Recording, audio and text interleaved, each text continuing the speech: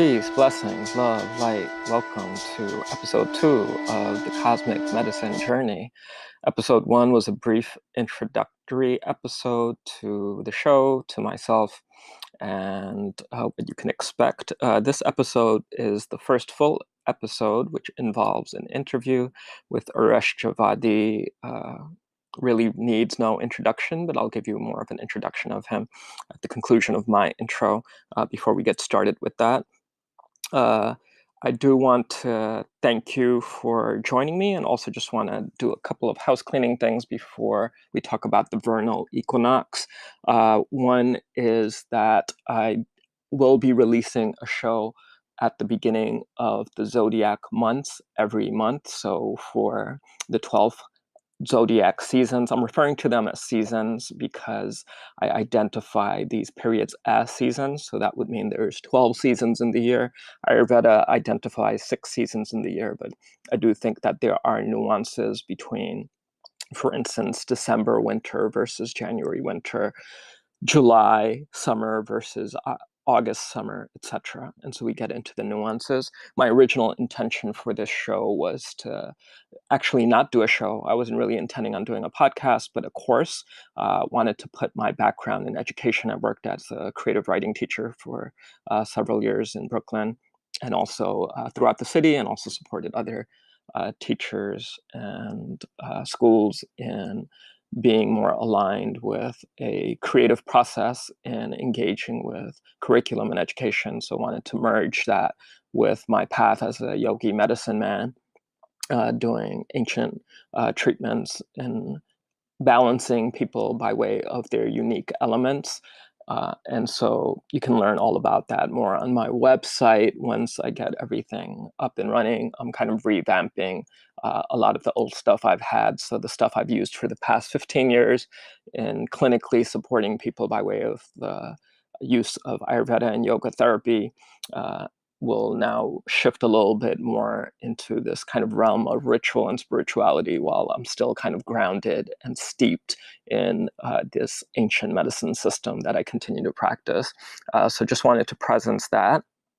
So the other thing is, please bear with me as I kind of get some of the equipment and things like audio right. I know that could be really frustrating when I'm listening to a podcast and the audio is off, etc.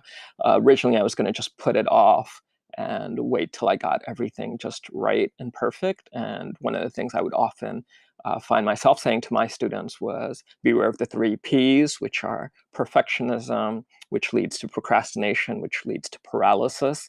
And in turn, nothing gets conveyed, nothing grows, there isn't dialogue happening, there isn't growth happening, and you kind of stay stuck in your room, in your head. And we all know that what that can lead to, especially over the course of this past year, as a lot of people have been hermetically sealed by way partially of a pandemic, and also partially by way of this fear that's been kind of growing inside of a lot of people.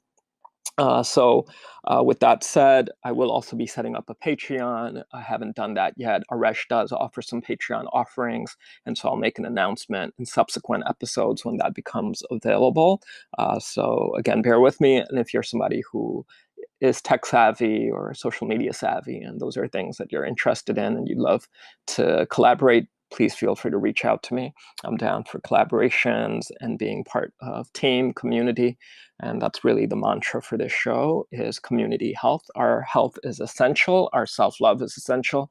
But if it's done in a way that's just about us and not about those around us, then we're likely to suffer, which we see a lot of in terms of the rapid rise in psychotropics and addiction that a large swath of the American population is suffering from, which is likely to be a trend in the world as America culturally sets trends.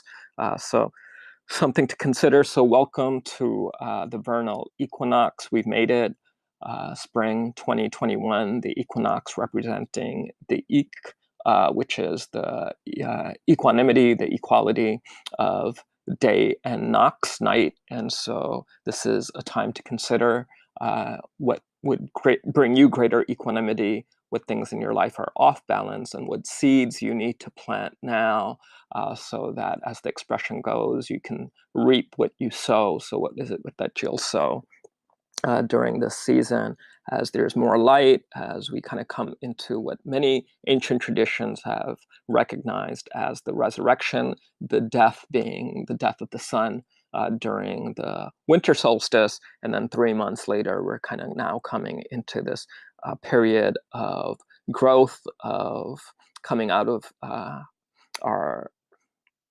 dormancy, our hibernation, etc. We see that in animal life, we see that in plant life, etc. So now you might notice that plants are now starting to vegetate. You'll start seeing foliage, and that's a sign of them kind of shooting out the rays of life from their roots now into their branches. So these are things to observe as we observe ourselves in time and space, and we develop ritual. If you're a part of a community that observes and has a ritual and rituals during this time of year, that's beautiful. If you aren't, hopefully some of what I'll be going over in this interview can support you in that process. And that's ultimately the idea with this show, is to support the alignment of us in time, space, in the cosmos, and in a space of community. As when we share these rituals, then we're more likely to be held accountable by them, and to hold each other accountable, and also develop greater sanctimony around these periods, these junctures of space-time, and thus making it holy occasions, and the holidays become more meaningful than just days to shop.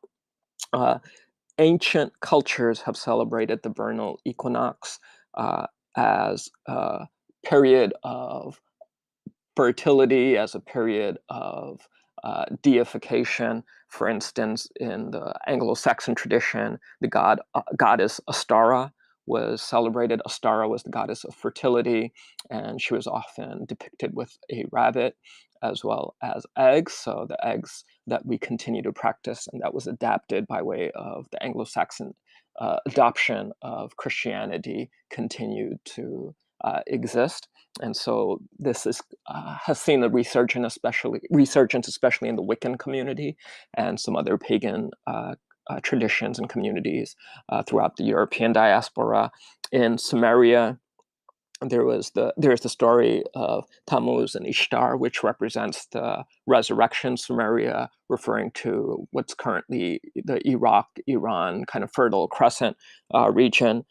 Among the Mayans, there was the celebration of the return of the sun serpent, which is seeing a resurgence in Mexico at a pyramid in El Castillo during the vernal equinox.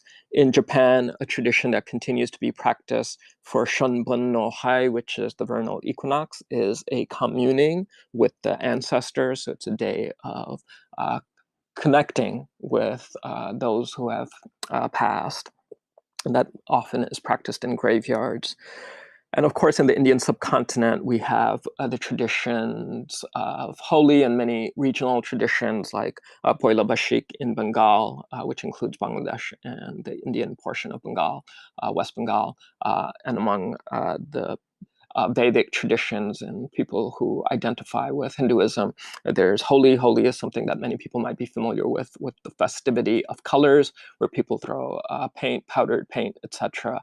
And you see those dusts of clouds of orange and pink and all kinds of beautiful colors kind of engulfing the sky. And so that's also an honoring of the vernal equinox. The tradition we'll be focusing on today, partially due to its contiguousness, is Nowruz.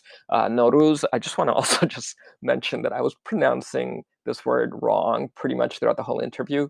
And then at some point when we had a little bit of a technical difficulty and we had to shut the audio off, I asked Aresh if I was pronouncing Nowruz right, and he was just very kind, and he was like, "Oh no, there's different ways of pronouncing it, but Nowruz is the proper way." I was saying Nowruz, and of course that kind of is endemic of and revealing of my gringo-ness. And so certainly want to acknowledge that, you can be any shade of any cultural background, and, we're all affected by where we're raised, and so just want to acknowledge that. But so Nowruz is a celebration throughout the Persian diaspora. It continues to be a national holiday in Iran, but is also observed in most of the stans, including Kazakhstan, Uzbekistan, Afghanistan, Kyrgyzstan, as well as some of the Turkic diaspora, so including Turkey and also Kosovo, etc. Nowruz is honored during the vernal equinox. It's celebrated for 13 days, and it uses a combination of fire, of a specific setup of an arrangement of food, which includes 7 different types of food, which have different symbolic representations, etc. And so Aresh will be going over all these things. Aresh Javadi is a artist, an activist, a community gardener, a person who holds the earth in great reverence. And if you are part of any of these communities, the nexus of any of these communities, of the communities of reverence for Mother Earth, of community gardens, of arts and activism, of puppeteering, of cycling and engaging with the streets in a way that live the alternative that we want to see in the world, and talk instead of just talking about we need to deal with environmentalism, taking that on by cycling and encouraging other people to. Aresh has been at the forefront of many of these movements, and I don't use that term lightly. He's someone that I've known of peripherally and have had interactions with over the past few decades. He started and has been in leadership in the community gardens movements post the whole burnt down episode of the post 1970s kind of dystopian New York City, which is the period when New York City kind of got its rep as this really violent and dangerous city. And so Aresh is someone who kind of comes out of that like a phoenix, and instead of just developing and having developers building these huge high rises in every nook and cranny, having some of these spaces that were just abandoned and used as garbage dump areas informally as community gardens to build greater reverence and relationship to the earth for people who live in this deeply steeped concrete jungle, but also for building deeper relationship to one another by way of the land. And I've personally seen the impacts of this firsthand. My brother and some other people in my neighborhood were very instrumental in building a community garden here, and my mom's part of that community garden. She has a little plot here along with many other people in the community who otherwise would not have access to a garden because we don't have backyards, us living in apartments and buildings, etc. And it's created deep community bonds. So I'm excited about Aresh kind of sharing this ancient tradition by way of not just his background as Persian, as Iranian American, but as somebody who actually practices these rituals and has shared them with the community over the years. So without further ado, let's go to this interview with Aresh. Aresh Javadi, an honor to have you here in the Cosmic Medicine podcast show.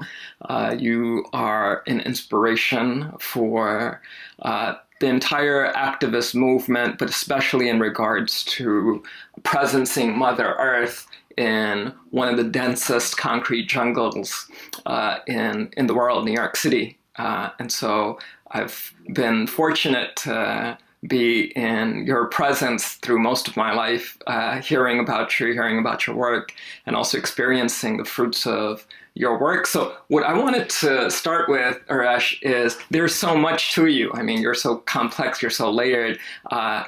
In presencing this particular juncture of where we are in space-time, where we are in the cosmos in terms of our Earth, and where we're rotating into with the vernal equinox, I was wondering if you could walk us through Nowruz, this ancient celebration that continues today, not just in Iran, but throughout the Persian diaspora, including a lot of the stans, Turkmenistan, Kyrgyzstan, etc., etc.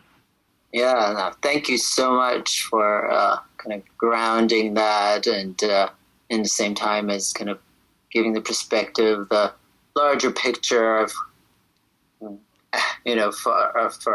lack of, or for bringing up words of like kind of putting us in place of in the larger world we are, who we are, and what we're doing on this planet, and how each one of us is kind of working through their own inner work as well as the outer work that we're doing in this gift of body, time, space that I'm in. I'm very grateful to be on this journey at this moment with you on this wonderful podcast that you have given the opportunity to.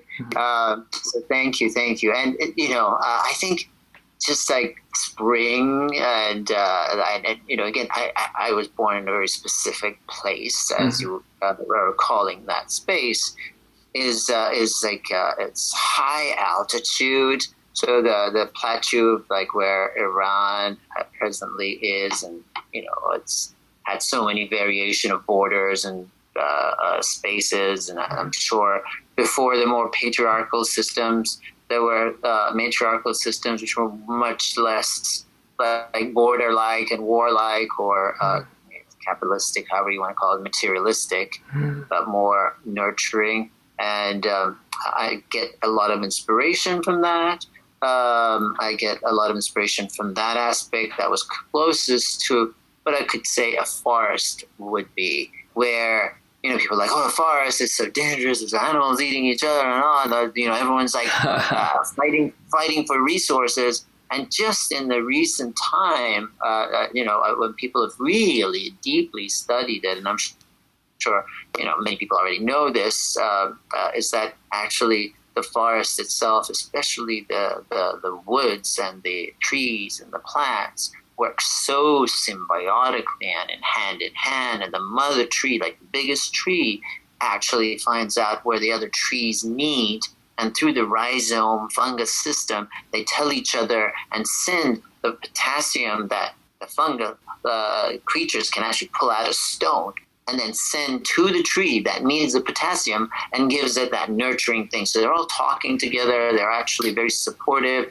and the mother trees tend to be watching out. Right. Yeah, I know there was a good deal of research. I'm forgetting the woman's name at the moment who led the research in a forest, I believe in Oregon, which has one of the largest bodies of a body of mycelium. Yes, and they are one of the largest bodies of like connected living. And again, I kind of say like to me also like Juan Martinez also brings it. There's a sense of like, well, what is living? What's not living? Is a rock not living and we're living? And so for me, seeing everything having some life of its own, even though it might take over a millennium versus us kind of in this time that we call like whatever it is, 90, 100 years that we live in. And, so coming back to, this kind of a connectivity, I've been very inspired by that. And I really feel like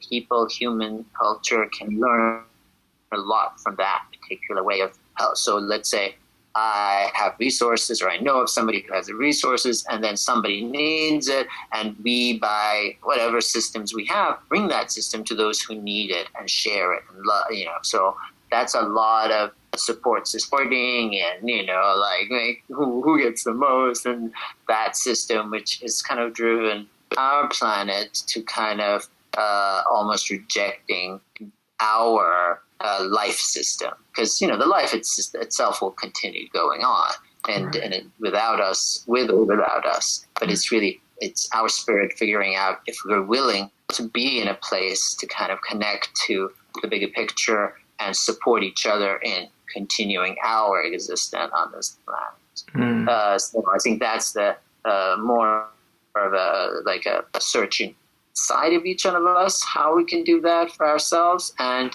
as we kind of connect to that, knowing that we are connected to all around us, sharing that and kind of connecting in the larger picture. So coming back to Nowruz, spring, and this beautiful, magical kind of balance of time, and again, not to make any other moment more important than this one or that one, and also recognizing that there is this kind of a shift on our whole earthy spin into the void of these gorgeous planetary systems.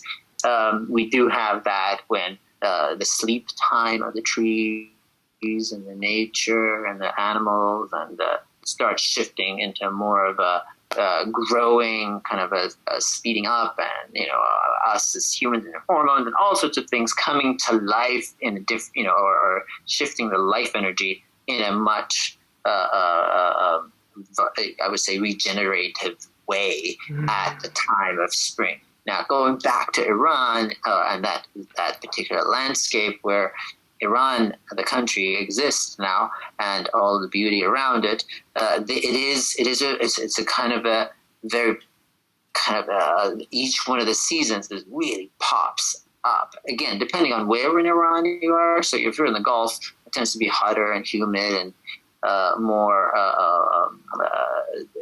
extreme heat. You go all the way up to the Caspian Sea or up into the mountains. Then it becomes like you can, you're skiing or whatever up there, snow, and it does shift to more of the colder climate.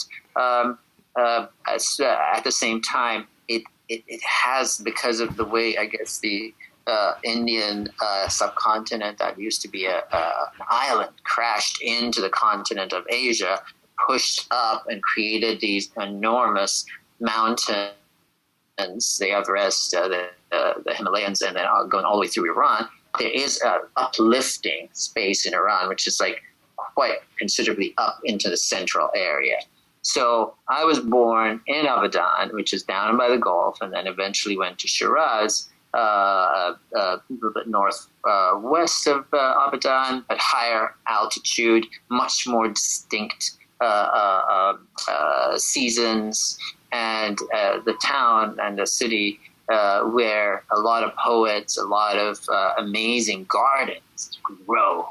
And so and I could see how the poets were so inspired by this the vibrancy and asking questions, who we are, what are we here, and singing songs to all the plants. And you're talking about in Shiraz specifically in terms of the city of gardens and poets, as you put it. Yeah, and spring comes in like such a surge.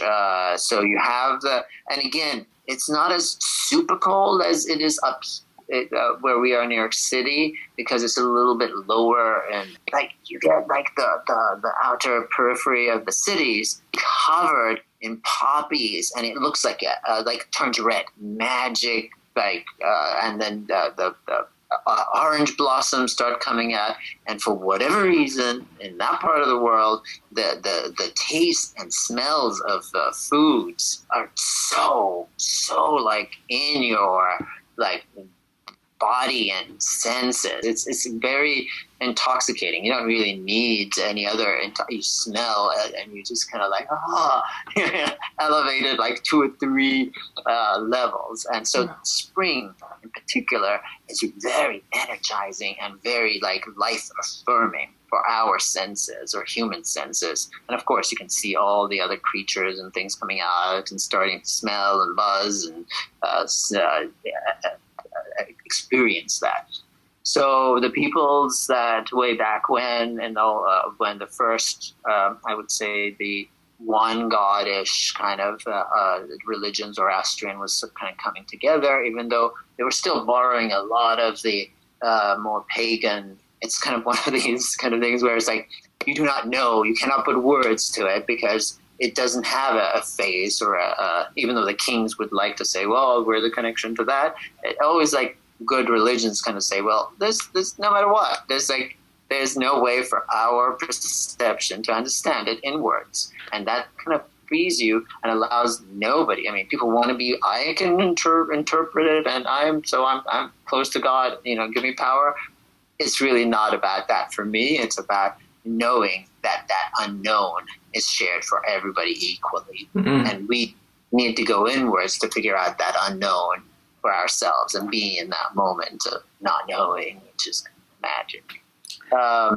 So here we go with the Zoroastrian religion, fire, and there's so many beautiful, like starting the equinox, and even before that, there's fires put on top of rooftops. But in those days, most buildings were made out of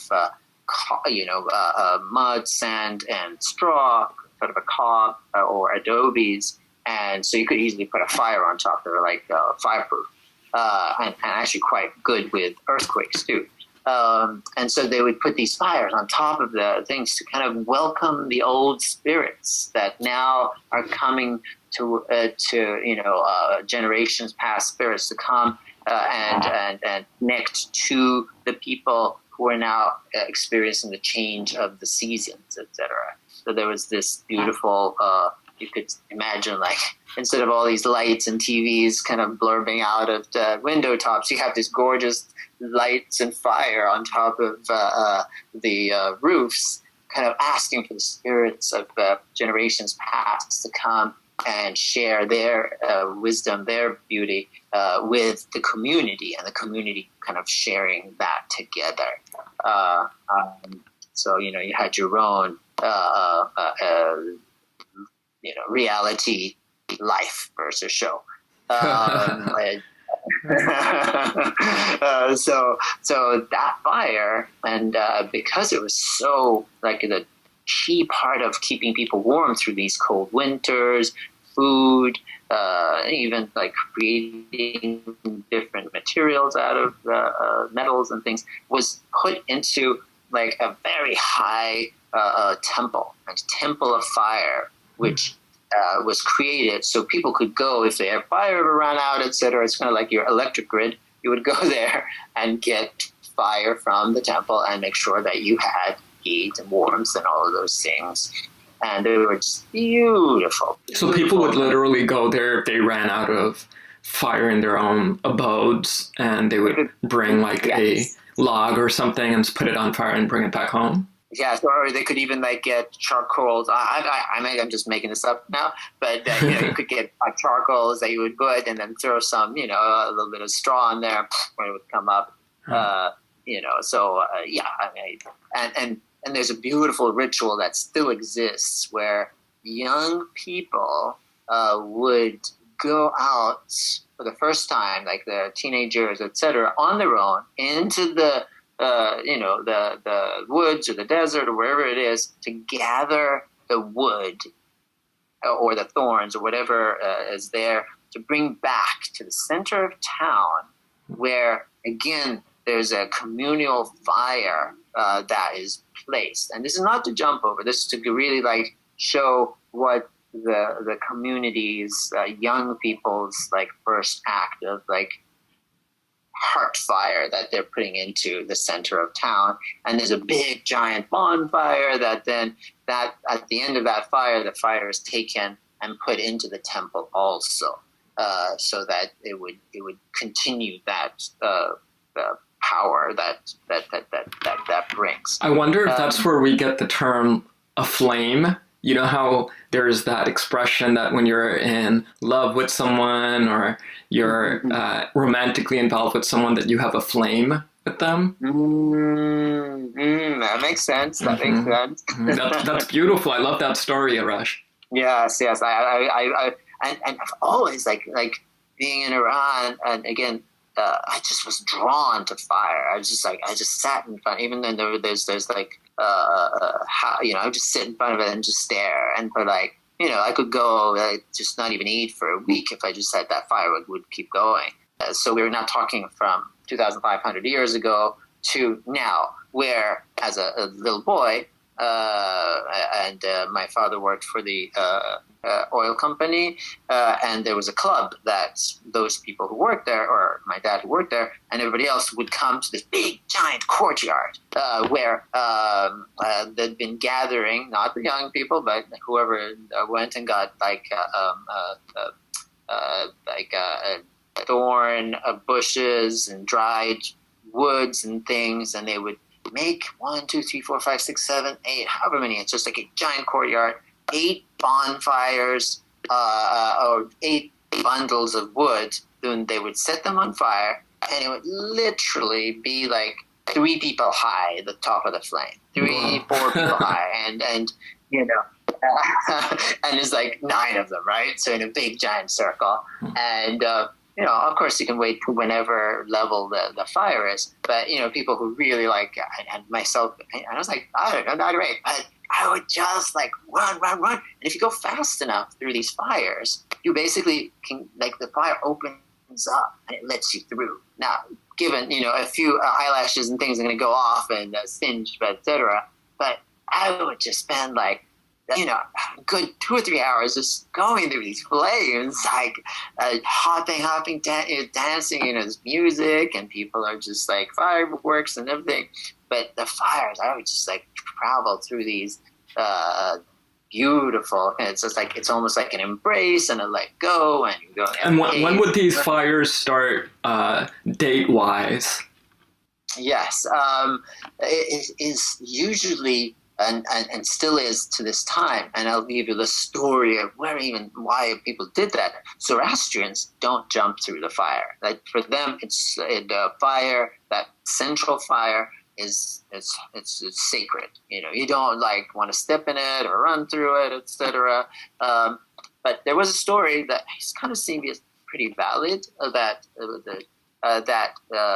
makes sense. That there was a time when the Zoroastrian lost to the different tribes that came and won, and I think it was during the beginning of Islam, etc. So, and there were some awesome people who were leading it, and some people who were very kind of cruel and punishment kind of things. They didn't have the sense of like, you can have your own religion. This was a legal, against a religion type of thing. No one should, and of course, these are folks who are also still wanting to have their own nation and are fighting to keep that old tradition of Zoroastrian going. So what they did, I think, which is kind of a terrible thing, it's a story, is it true, maybe not, but they said, okay, well, you guys, if you love your fire so much and you're still trying to keep your thing, we're going to throw you in the fire. And so they burned a lot of the Zoroastrians who were still like wanting to keep their traditions and things into the fire.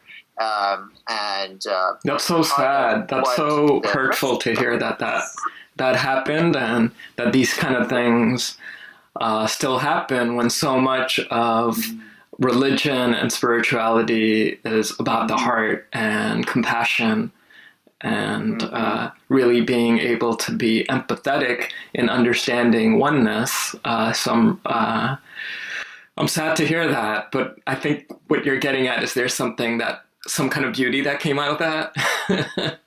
Well, the beauty that did come out of that was that the folks, even though majority of people at that time had kind of converted to Islam, etc., they still honored those people who were burnt and said that in support of what they did, they were going to those who were perished. It may be also that those who were perished, they, for the one time, they were like so outnumbered apparently in these last crusades or whatever it was, that they were trying to keep their things, that for them to gain courage, they kind of jumped through fire or did something with fire, or that really kind of made them be strong and be able to kind of go and ask for what they want. But so what has happened, and particularly in Iran, who was, was very lucky and able to keep their language and traditions, it has kept this particular tradition of fire jumping. And, even as recently as, like, I don't know, the last that 10, 15 years, people have really tried to shut it down. They're like, no, you can't do it. But it's so strong in everybody's, and it's so fun too. that people just illegally do it in Iran. And it doesn't matter. It's like people are like, this is the one thing that like almost like 99.9% of people love and really just look forwards to, because it's so cathartic. It's so kind of like allowing. It's a beautiful, like a song where you're saying the old things that I no longer need, or the transformative part of me that needs to change. I let go of those things into the fire. The yellow of mine is yours. I let go of that, and I take the red, the regenerative, the power that is in the fire into my spirit and transform those things that I need to change. Right? So that each person who's jumping through the fire is saying that? They're singing it and they're saying it. Okay. And like it's in communion. So everyone who's running and even people on the outside of the ring are singing this together. And it's kind of a very, and I was kind of like, whoa, this is the best, You just felt, and the fire again knows, like I truly, like people say, like people who really know fire, they feel it like there's a life and a aliveness to it, that it understands at certain times, even like in big wildfires in different parts of the world, it will jump over a house. Like all houses would burn except for one. It would actually jump over it for whatever reason it is. There are things, and it has a very powerful sense of being.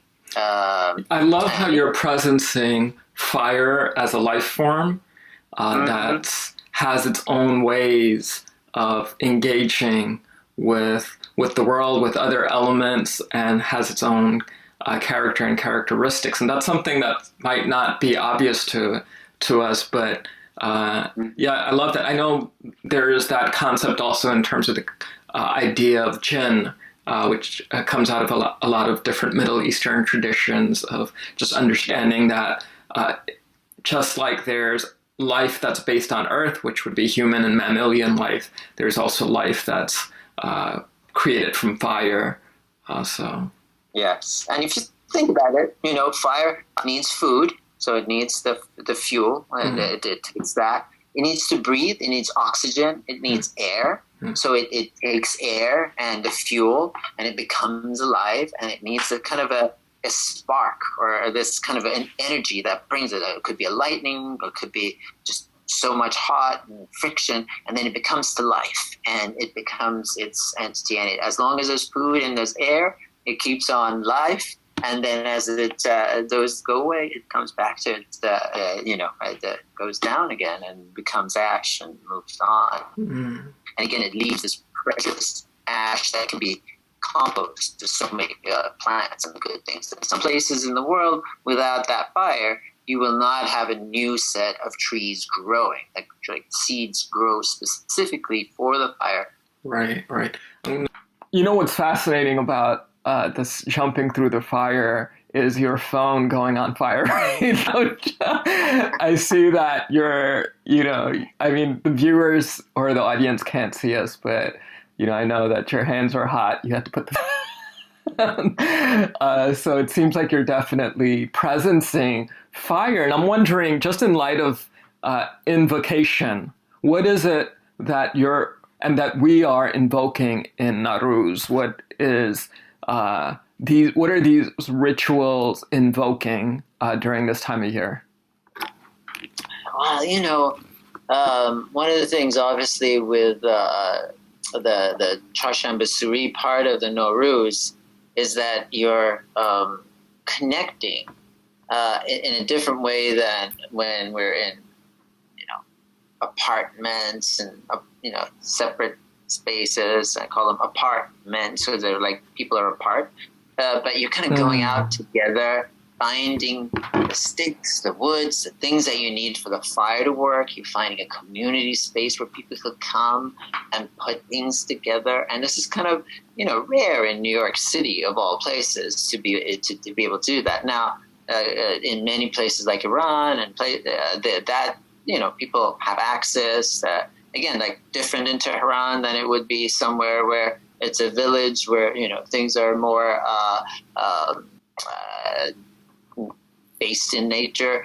At the same time, here in New York, it's like the extreme. Like where do you find wood? People like have to like bring it in. You have to buy it from like a deli, pieces of wood. And luckily, like with what I work with, which is the community gardens, I feel like I've been blessed to have, we always trimming. I'm on a trim, like a pruning team where I collect wood, and even at the end of the resources like the pine trees or the Christmas trees that are being left out, I collect those as a precious commodity, and smells, depending on how they've been treated or how they've grown. They're just amazing resources that we collect in New York City to bring together to then use as an offering to the fire. I love that you do that, Aresh. I know that, you've done that with the solstices as well, is just really carrying forth these ancient traditions within, again, like this very concrete jungle, within the space of people running from one thing to another, this inability to pause or stop because we're so consumed in distraction. I want to get into that. And it's something that I'm really interested in, especially because so many of us are engaged in this modern frequency of busy, busy, busy, of just being engaged with the swivel door of life and living in these areas where nature might not be as bountiful, whether it's in urban or suburban areas where there's, as you mentioned, the term being apart. But before we go there, I wonder if you could go back a little bit to the history and like situate us a little bit deeper in this, where you kind of led us up into like the jumping through the fire. What else about the history? What came after that? Yeah, so kind of went back in my own little history of when I was little and was jumping through these fires, and kind of eventually found out why that particular ritual was created. There's always been a key aspect of having fire before the end of the year. And as some people know, the new year, or the Nowruz, means new day, or the new beginning of the year. And the vernal equinox is the exact time where the new year starts. Wait, so does I'm making this connection in my head as you're speaking in terms of no, and like it's its connection to the word new, and it's phonetically almost very similar. Ruse almost reminds me of rose. I'm wondering if there's a connection there, or what does ruse mean? Ruse means day. Okay. And a rose, which has one less vowel, is the flower. So rose, ruse, and it's possible. The dawning of a new day, red rose. So yeah, I totally see that. The part of the fire and at the end of the year having, and it's symbolic in some ways because the dark is becoming lighter, the days, this is now the time where the equal amount of night and day, so light is now in some ways now more than the dark part of the day. And so this fire is almost like encouraging, loving, and bringing people together to celebrate this new time where things are now going to be growing, coming out of the earth, feeding you. Being in the older times, you didn't have the deli where you could have papayas and cherries or whatever, strawberries in the middle of winter. You would have the time, this like probably running out of all your food that you've been storing and getting over the winter. Right. And this new light fire is welcoming the growth, the food, the systems that are now going to be coming into place. So it's a very, very important part. Like if you talk to farmers, they would be like, "Oh, of course, this is it. This is the time." Most people now are so detached from how the food system and nature and time works that celebration of how important it is that now we're able to plant those seeds into the ground and grow again. And again, I just want to put emphasis on this is true for the parts where it's not the tropics. The tropics, they have food all the year round, and there isn't that cold winter and warmer summers needed. Even though there's some shifts, it's not as needed, and that is an abundance. So we're talking about a part of the earth that kind of is higher up into the the season changing and becoming obviously so. Well, what's interesting about that, Aresh, is that there are many cultures, even more equatorial cultures, like in the Indian subcontinent, in Bangladesh and India, where the spring is celebrated as the New Year. And in Vedic culture and Hindu culture, you have Holi, which is the celebration that many people might be familiar with by way of the exchange of paint and color and throwing colors at one another. There's also celebrations in Thailand and other countries as well. So what is it about the vernal equinox? What is it about this time of year that is so sanctimonious, is so full of, this idea of being new and starting again? I mean, again, I'd go back to the nature part where, there is that, trees are now starting to turn green, that there's pull of that energy from the earth and up. And that kind of feeds us, literally, both in the sense of being able to come out, see each other, I lived in Wisconsin as well, and I didn't see people for 4 months. Wow. Because there was so much snow. It was snow 3 feet high and everything. And then you would be like, oh my God, people are now coming out of their inward time or the inner space, literally, because you couldn't even open the door sometimes with the snow outside. But here now there's this rebuilding of community, planting of seeds, and again, there's a need for community to come work together to make sure the soil is ready, the harvest is coming together, and people who support that. That was a key aspect of community. Is that new part of redoing life for food and so, people would be singing songs. I know places in the world where people sing to the cherry blossoms so that, they bloom right before they bloom. Or if it's late, they really have to sing a lot. Mm-hmm. And in a way, it's possible that without that singing, they may not bloom. But we just see there's, that's such a key part of us being connected to nature, and that vernal part of it is so much excitement. Not to even mention hormones and the kind of the drive of of procreation. That's so much part of that. That really also shoots up, especially for younger people. It's almost a lot of I think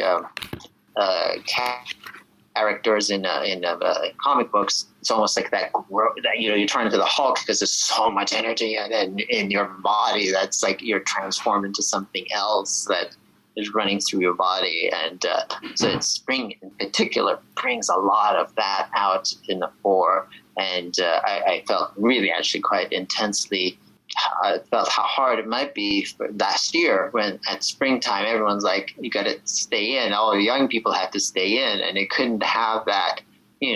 It's almost like a part of your genes that says you must go and commune with the opposite, and where you have to be out and commune and procreate or whatever it is that needs to be. It's part of our society. Right. And what I'm hearing, and my takeaway from this, is intimacy, the importance of intimacy, and intimacy being a part of and I love the way you again like you put that term apart in context, like instead of being apart, being a part of, and coming together in collaboration and community.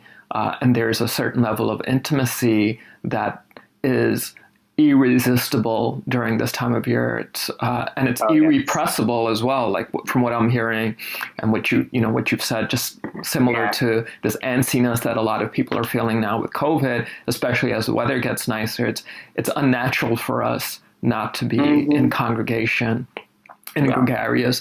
I'm wondering in terms of ritual and rituals of, like one you mentioned that is possible is how there might be this singing to cherry blossoms, and that might create more growth, and that might actually be directly related to the bloom of the cherry blossom. Are there any specific rituals besides the jumping through the fire with Nowruz? Oh yes, after that particular ritual, and actually right around, I'd say even a week before that, you are starting to put little sprouts, and these are wheat sprouts, specific ones where they, because not all wheat nowadays in the supermarket will grow, but you need it to be spelt wheat, or wheat that, has the husk hasn't been removed and everything. And you would put those in a bowl of water, and have it start sprouting. You spread it, and then you have this central piece of a table that is created for Nowruz, and it's called the half sin. And these are the S's. So there's the 7, and there's actually more than 7. But there's these seer, which is a garlic, which is for medicine. So that is placed in a bowl, like full of garlic. Then there's one for seeb. It's like an apple, so it's about kind of it's almost like magic in some ways. There's sumac, which is the seedlings or the flower parts of the sumac tree. That's also placed in there. I'm trying to remember exactly what that is. There's wine, or the vinegar part of the wine, sake, which is also helps with like maturity, growth, and so there's just all the different S's that you place. But sabzi or sabze, which is the green in Farsi, sabz means green, and the sabze is the kind of like the sprouts that have come up. It could be also lentil as well as mung beans and wheat, and they're centrally placed because this is spring and this is the growth of the green that we're so connected to. And so this tradition of like the whole table is covered and the families come together at exactly the vernal equinox. Around this, candles lit, there's a mirror, there's usually a book of poetry, Hafiz or Sadi or Rumi, depends on your way of, which would usually Hafiz, and they're all placed on the table, and people come and just love each other, share presents, but it's really being together. Now, in the old Zoroastrian days, that lasted 13 days, and I think there was birthday in the middle, and people came together, sang, danced, celebrated the 13 days, offered things to whoever offerings are supposed to give to. And then similar thing actually was the second New Year in the harvest season. So the other equinox was also a New Year, or the end of the new kind of whatever. And so for 13 days, people would then have all the food and the seeds and things that had been planted, shared food, and had a similar celebration for 13 days on the other equinox. So then for these 13 days, either in the vernal equinox or the autumnal equinox, would people stop working, or would they continue working, but like at night, just like we might do now? It's like, okay, let's all get together, or was it just 13 days of celebration? It's 13 days of celebration. And in Iran, there's 13 days holidays. It's like Christmas holidays. Oh, wow. There's 13 days. And on the last 13th day, people will take those sabzis and I don't know what that tradition came from, but you kind of tie it, you make a wish, and you kind of throw it into the rivers. And I could create new lagoons all over the place, or you could, like, so that 13 days is holiday, where in the Zoroastrian tradition, the other 13 days is also taken off and celebrated as well. Not so much in Iran anymore, but it definitely has that time off, and to celebrate. People like travel all over the place to meet their families, and in those 13 days you kind of go and in order of importance meet the different family members and share and do that. So, why is that part important? Why is the ordering of meeting family members important during the vernal equinox in Nowruz? Again, I guess in the old villages time, families were all kind of like centered around each other, etc. And you would, celebrate those 13 days at the same time. But now with, somebody lives in Tehran, some family members are in Shiraz. I see. Further out, this is the time when people will go and, either drive or get to the, it's again, as we say, that the civilization has kind of broken a lot of the older community energy that actually helped with a lot of the challenges we have now, because people are like, oh, we're going to make a better car and this, and I'm just like, why don't you make a better question? How do you, not drive a car in the first place? And have, why do you need a car? I need to get to my work. Well, why don't you have your work close to you?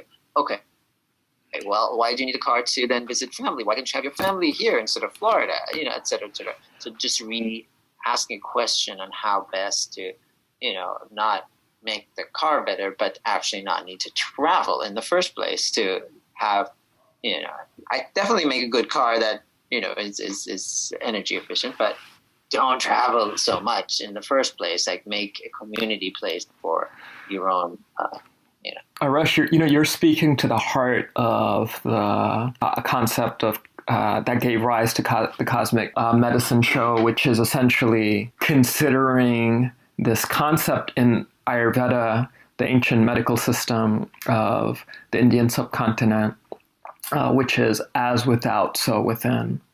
And the understanding of that, for me, and it being a mantra for the show, is that our health and our well-being is essential, but it's also inextricably tied to everyone else around us.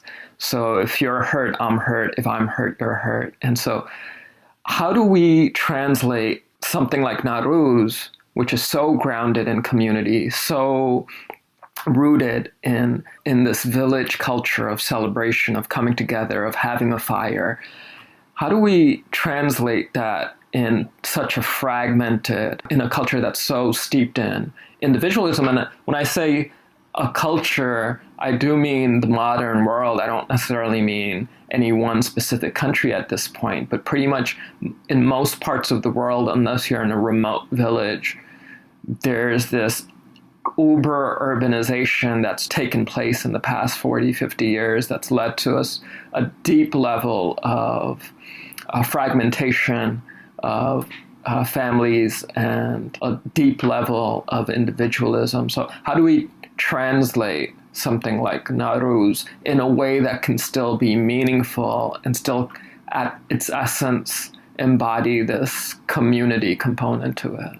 It's a big question. It's a deep question, and I believe those particular questions are actually the most important part, right? As we were talking about, asking a question kind of opens the gateway to a new way of even thinking and being. So just your question, I think, is a key part of allowing whatever comes from that. And I have no exact answer, and I think each community, each place in this world will find its own solutions, very different ones, I am sure. And knowing that having, as one would like, the homogeneous, have your fridge, have your air conditioning, everything is not going, that particular path is already kind of seen how off the path has become, and it's made a lot of the part of our Earth inhospitable for our existence. So how do one, where your area are able to then reconnect with that nature, or that part of the nature that still is able to be regenerated?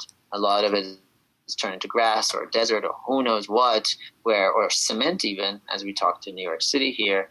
How does one kind of bring a sense of community, love, interconnectedness, and how does each one of us find that within ourselves and able to then share that with other like-minded or like-hearted people?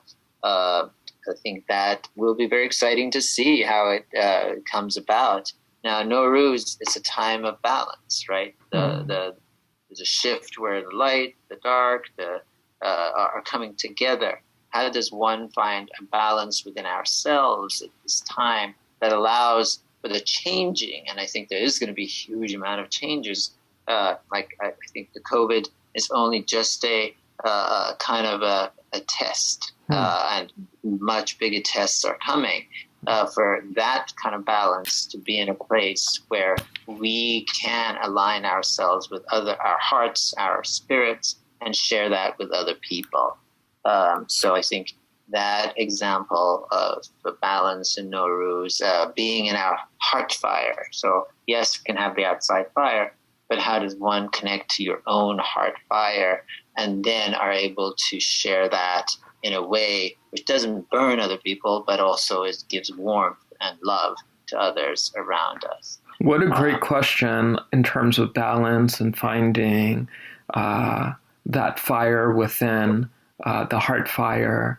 I love that imagery. I could just imagine myself being in front of a fire and have that fire being my own heart fire, and wondering how I can grow this fire in a way that's nourishing versus one that could be consuming and potentially harmful for others, because there is that balance within fire as well. Like in Ayurveda, everything is these elements, the 5 elements. And if there's too much fire, that can lead to things like anger, irritability, violence, diarrhea. And then when there's a balance in fire, that fire is essential for our digestive health and digestion, not just in terms of the food that we put into our body, but these type of conversations or interactions with other people. And so much of this concept of heart fire is now making me think about love. Are there any poems from Hafiz or other poets that are more prominent during Nowruz than others? I mean, what happens a lot of times with Hafez poetry is one makes a particular question or an intention or the inward challenge that might be coming up, and one then opens the book to answer that specific intention. And there's a reading that you would read it, and then what the underlying meaning it means for your particular intention. And so it's a wonderful way of kind of connecting to the poet, the poem, and your own inner desire for change and wish. So I would highly encourage folks to, get the Hafez book. Daniel Lewinsky does a great job. And the way actually I would say Daniel Lewinsky does it is actually he was inspired by his dreams through the spirit of Hafez. Wow. So he didn't actually translate Hafez word by word or even translate it like somebody who would do Lorca. But a spirit of Hafez came, and his right, you would never find it like almost, but it's much more for me in this moment in English language versus, I think, the language Hafiz, which if you're reading Farsi, makes more sense. And even so, it was from, past their generation. Again, some people are like, well, he didn't even translate it, but I feel that spirit, that Hafiz, and I believe, whatever the spirit of the energy that even came to Hafiz was similar to the one that came through, because it's so easy to name the Hafiz is the person and this person. I believe there's bigger spirits that come through us and allow us to match our wavelengths and create magic and creativity. And how does that happen? How does it happen where these bigger spirits come through us? Again, it's that balance, knowing why you're here on this earth, or even not knowing, but asking the question, why am I on this planet? What brought me here? And being able to then, in your dream time, it'll come, and your date, that's when you're able to see the vibrations of why this, and doors open all the time that way. You're able to have people with similar energy come and connect and say, oh yeah, you're doing this living tree stuff, Aresh, in the middle of New York City. Oh yeah, let me show you this restaurant that would probably love to have these trees planted in their outdoor restaurants, etc. And another person will be like, oh yeah, you know what? I have all these ideas of different plants that could climb up these things and feed people on the outside and so forth. So a lot of physical and spiritual stuff will start, connecting with your true intentions and balance and magic. I love the presencing of this concept of balance and how you just did that right now between day and night, and doing that by way of dreams and dream questions, and then transferring that into daylight. So here are these dreams and messages and signs that you might receive based on questions you have, etc., in the evening and night during your sleep time. How does that become more than just a compartment of that time? How is it something that continues to guide you through the day? I love that, and I love some of these rituals that seem like they're very much doable. They're very accessible. Do you have any other suggestions, or how do you, going back to what you started on earlier with the wood, collecting wood in New York City? How do you engage with Nowruz, with balance, with this first fire in New York, in the modern world, in urban America? Yeah. That's another wonderful question. I had to just in the recent past, I tend to be a very active, love to dance, do a lot of motions and things, and I felt in this particularly last year, the energy I'd been kind of pushing on, and again, fueling myself with great foods, great stuff, etc., and kind of just a little over the amount that's necessary, just for whatever reason. I had to slow myself down. So I actually fasted. I fasted for 3 days on water and slowed my body down. So I'm not just feeding the fire, just slowing it down so that I could be here in my body, just really seeing what is going on, and then slowing the mind process again, that some buzzing away, and doing some meditation, doing some kind of slowing down of seeing how much stuff streams through the mind all the time, and kind of acknowledging it. And then also knowing that I had to kind of move my body in a way to re-engage myself in my own body. I think we carry traumas from either millions of generations back, as well as ones that we've inherited, as well as ones that happen to us in this lifetime. And I actually saw Rowan White, who's an amazing indigenous person of this turtle island, and she was talking about how people have taken so much of the conqueror energy in their bodies, and to kind of take that body back again, and like it somatically has to be done. So it has to be done through the physical body, as much as the mind is also important, but it can't do it by itself. We need to embody our bodies and reclaim the differences of that, like not being this shape or that shape, and just having that somatic retrieving or regeneration of loving who we are in this body, in this place, on this earth. And so I think that was a very key part of my slowing things down before this balance of time, to gain balance and be able to then see, okay, I need to now move on these steps. And I think this could be done every moment. If you're just going, okay, stop, slow down, and then allow that slowness to show what the next step is. Mm-hmm. So one of the rituals that is possible during this time of year, as we're in the space of equanimity, equinox, is slowing down, is taking in our bodies, of reclaiming our bodies. That's so big, thinking about what you're saying about this somatic process of being, re-embodying our bodies. I don't even know that I'm fully understanding the extent of what that means. How do you do that? How do you re-embody this body? Like, how do you grow aware that you're in an alien body?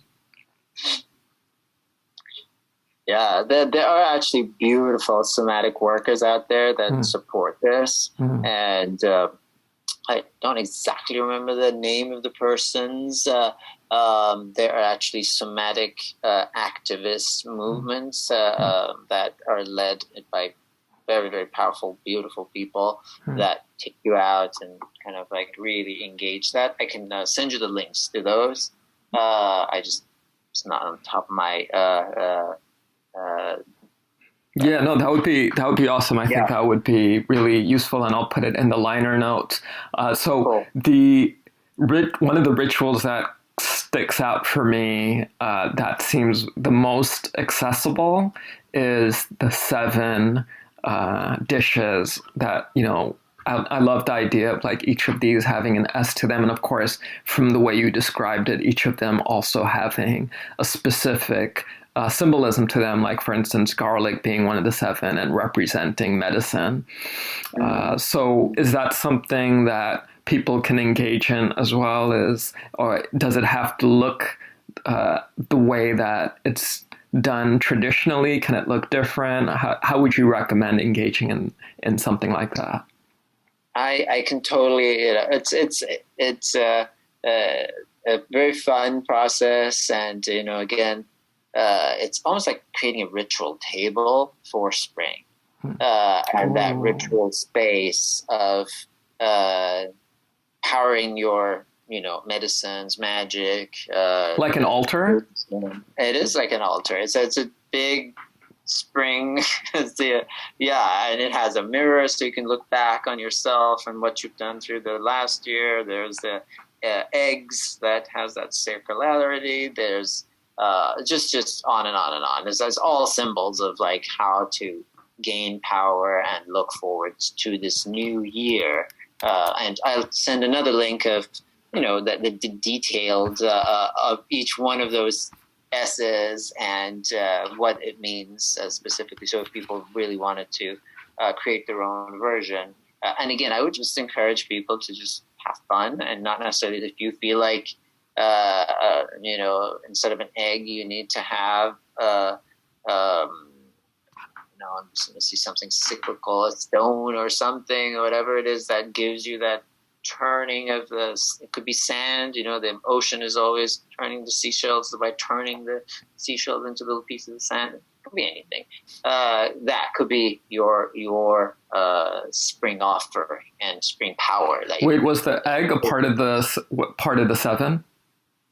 It's not one of the seven, but it's another symbol that people paint their eggs. It's kind of like probably the whole Easter egg stuff came from that. Mm. But you paint the eggs at some people intricately, fantastically beautiful, or you just like what we do in my household was during the a time of the new year, and we paint what we want to transform, and like we draw things that we want to change in there, and then place it on the altar and share it with each other. So there's like a story of the changes within us that we want to nurture through this new year and this equinox. And that's something you do with the egg, or?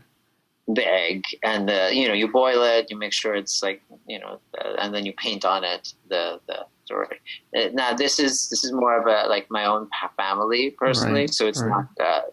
not universal. People just make really cool looking things. Right. Necessarily, right. But there's like paisleys and all sorts of things on them. But I would just encourage people to just go at it and say, "This is my spring altar." Yes, I can get inspired by some of the Iranian stuff that's there because it makes sense. But it might be that there isn't that much sumac growing. Actually, there is like actually indigenous sumac that grows here. But there might be things that there might be, instead of like wheat, they want to grow some kind of a more I don't know, maybe sprouts from quinoa. Right. Quinoa has great sprouts, so it's a little bit harder. Right. But so you could honor the land that we're on here on Turtle Island, and be able to create your own versions of the offering of spring brings to us, and even plant some of those around you so that it keeps giving back. And I know you've done some of these celebrations in the community garden in the Lower East Side. Have you done Nowruz before in the community garden? With the Nowruz part, because it's so much like an in family kind of thing, we do bring some of that, and people like Sizdah Bedar, the 13th day of the thing. That's when people go out to like some kind of a river to throw the sabzi into the river and picnic and the kind of outdoor thing. The Nowruz part, or the New Year's Day part, people kind of go into their closest family, have their tables, and share that. And there might be a party at nighttime or something. But usually it's more of like a celebratory family, individual kind of smaller thing from my experience. But there are parties as you go visiting other people. And now with the party world, there are like big, huge Nowruz parties and big, huge. But Sizdah Bedar tends to be the one where people come out and dance and sing and celebrate. That's reminding me of the re-embodying the body that you were talking about with the number 13, and 13 having this connotation of almost evil or bad luck, etc. Within a Western context. So just reconceiving 13 as something that is celebratory. Sure. And I think originally 13 was a very powerful witch number. And the reason it was made bad was to kind of drive away the pagan or the aspect of 13 by negatizing it. Just like, even the image of the devil having horns and tails, that's like part of nature. Animals have horns, they have tails, they have things. And so the image of nature to be conquered and destroyed and killed was put into the devil. Otherwise, there's much worse things that happen by human nature that is like anything like nature. It's like, a waste and plastics and all sorts of other things that are far worse than a goat-looking creature. Right. What's coming up for me, Aresh, as we start to wrap up is, on the one hand, Nowruz is something that's, this really beautiful celebration of springtime, and that's universal. It's something that is, it's as natural as life itself. It's a reflection of that in human culture. But then it's also culturally specific. So how do we engage in this exchange of culture in a way that's honoring of the culture it stems from? And specifically, I'm asking about Nowruz, but I mean, it's certainly a larger question.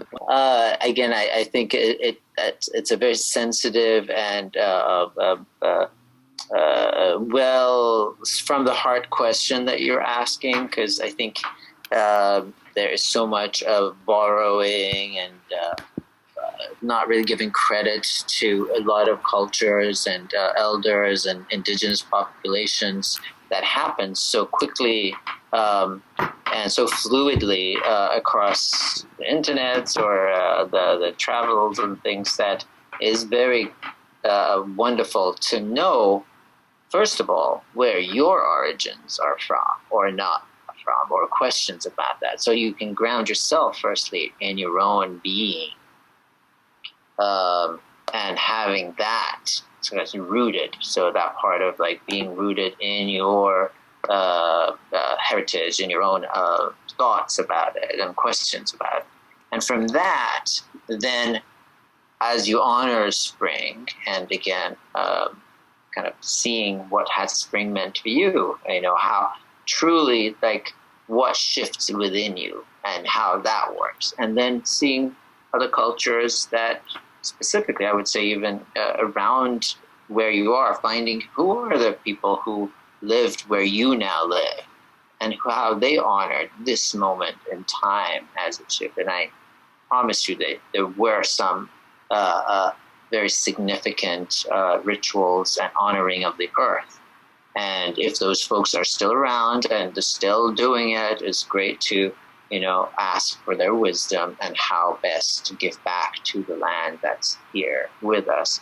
And even as we discussed a little earlier, it's like asking that question is a key part. And even the trees or things that have been on the land will give you some answer, or you will, in their dreams or even writings, some magic symbol will come to you at that, and those are really honoring it. So you're deeply going within yourself, finding your true self to kind of ask for those guides. And of course, as you find those particular answers, and you see that, okay, I feel like they're just like Daniel Lewinsky, who found Hafez coming through to him and honored Hafez's spirit in that way. We can then honor either in physical form, saying, yes, this is the land we are on, and we honor those who were here before us, and we care for that. And I have now learned from my heritage, be it Iranian, etc., or a friend of mine who happens to be Iranian and has the Zoroastrian tradition that had been passed on, I really connected to that in a deep way. Not just because it looks so cool and fun, but because in my true spirit, I saw that putting the garlic, that energy that has nurtured my family, myself, and kept me in a good place, I need that to be honored and placed there. And in that way, then you can bring these rituals in a way which is true to yourself, true to the earth around us and those before us, and then the heritage that you have brought from maybe across the oceans or wherever you are connected. Thank you so much, Aresh, for taking the time, for being so generous with your knowledge and wisdom, and so many people know you in the cultures of activism in New York City because of the monumental work you've done in building community, in the community garden movement, when community gardens were under attack and squatting the community gardens in the 80s, 90s, and really being a leader in the truest sense of the leader, being someone who really brings forth the light and the leadership and strength of others, and just kind of being invisible in your work and letting your work speak for yourself, your puppets. I mean, I've had the privilege of encountering entire generations that you've inspired and influenced in puppet making, and like the way in which those puppets and that puppet making created this almost theater of the oppressed, and this interaction between people, pedestrians, and those who are engaging in the theater, and building a conversation and dialogue, and really presencing that in our conversation now with the equinox, the spring equinox, and finding this balance and coming together by way of the fire of the heart to do that. So we didn't get into that, and we're not going to get into that. But it's so, Aresh is so huge, and it's been, it's such an honor to speak to him. So the one thing I will ask, just to conclude, is one is, what are ways in which people could engage with the work that you're currently doing? I know you're doing this amazing project in the Bronx, where you've been doing that for some years now, and bringing young folks from the Bronx into more of a natural setting where they learn to farm and garden, etc., connecting people with their food source. In the context of this vernal equinox, what are some things that you feel are ways people could engage with the work that you feel most passionate about? Well, I think, thank you so much for your kind and generous words, and it's been a pleasure to have, had so many beautiful spirits joined together to create such celebration, magic, and all about the earth, keeping the earth with us. And to me, these gardens are revolutionary pieces of work, because since the time of indigenous folks, where they shared the land and were part of the land and were on the land, now it had been taken away from the people and placed into little boxes, little zones or grids, and built upon and owned by. And this is probably the first time since the fires washed away the buildings, people have reclaimed on their own these little chunks of land in the most toxic of places, which were specifically targeted for people of color, people who had much less, and were able to reclaim it, grow it, bring it back to life, and share it with all those folks that they love dearly around themselves. So it's such a key part of our humanity to make sure these community gardens exist and keep on growing in this part of the world, New York City be it. And yes, those folks who have been doing this do need sometimes a respite to be able to make ways up into the mountains, into the forests, where a lot of that fullness of camaraderie of nature and how to learn from that and bring more of that back into New York City. And that is something that if folks want to go and support, would be wonderful, absolutely brilliant. This is what we love doing. And right here in New York City too, there are community gardens who may need your support to connect and actually need volunteers. You can go online and look at community gardens. There's a NYC Oasis map where you can find exactly the closest garden to you and connect to that. Go there, listen to the gardens. I'm sure you have a million, thousand great ideas, but truly stay in the place of learning and listening, especially if it's some of the elder community gardeners who've been doing this for generations, so much wisdom. Be in the place of hearing and honoring, and you have so much wisdom can come to you.